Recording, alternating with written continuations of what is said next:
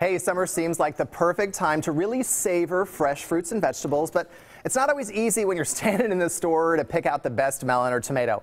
Fortunately, we've got Chris Franklin. He's a produce manager for Price Chopper. He is here to help us out, my friend. Yes. Okay, so Chris, let us start with nectarines, peaches, plums. What is the secret to ripening them? Well, actually, the secret is this paper bag right here. Just a paper bag? Yeah, easy steps. There's 3 easy steps.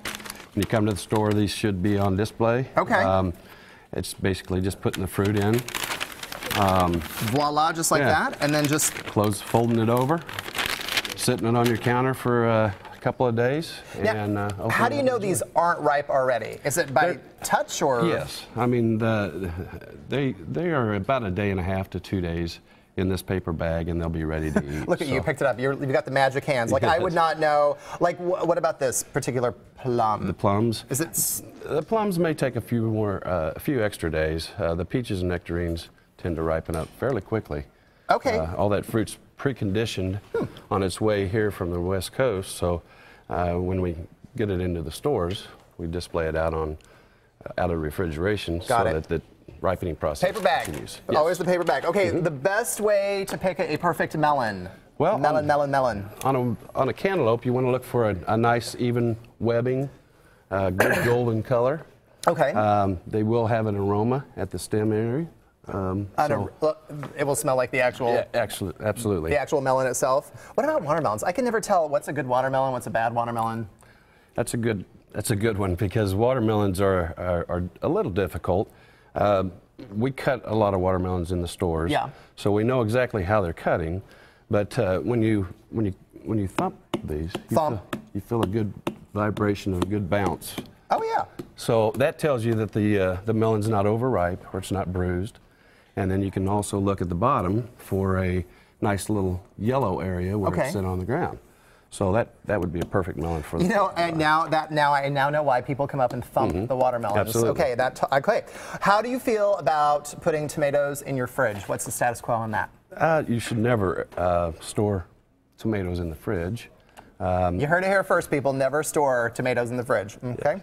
Now, a lot of folks like chilled tomatoes on their salads and so on, so it's okay to cut them up and put them in the fridge for a few hours before you put them on your salad. But if you store them in the fridge, it breaks down the interior, the flesh, and it gets mushy. If you've ever had a mushy tomato, that's probably why, because they've been refrigerated. So.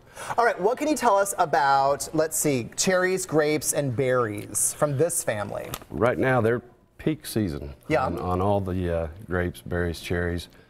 Cherries are out of Washington right now. The best cherries in the world. We'll have those for hopefully a few more weeks. These just look amazing. I'm going to try some of these during the break, man. I mean, they are gorgeous. Look at that. Driscoll berries, of course, they're hitting their prime right now for summer. Blueberries. I saw the cake that the cupcakes, yes, with strawberries and blueberries, yes, very patriotic. And then grapes, seedless grapes. You know, the nice thing about berries and grapes is if they're in the fridge and you don't have a chance to eat them right away, you can throw them into a Ziploc bag in the freezer. And then into a smoothie. That's what I do every morning. Or ice cream or whatever. So. Okay, let's talk about, I'm notorious for this, bananas that get overripe. Like these are really ripe. Right. These are perfect. What do you do with overripe bananas? Overripe bananas, a lot of folks use them in banana bread. The mushier the better, is that what you're saying for banana bread? Yes, absolutely. Okay. The spottier.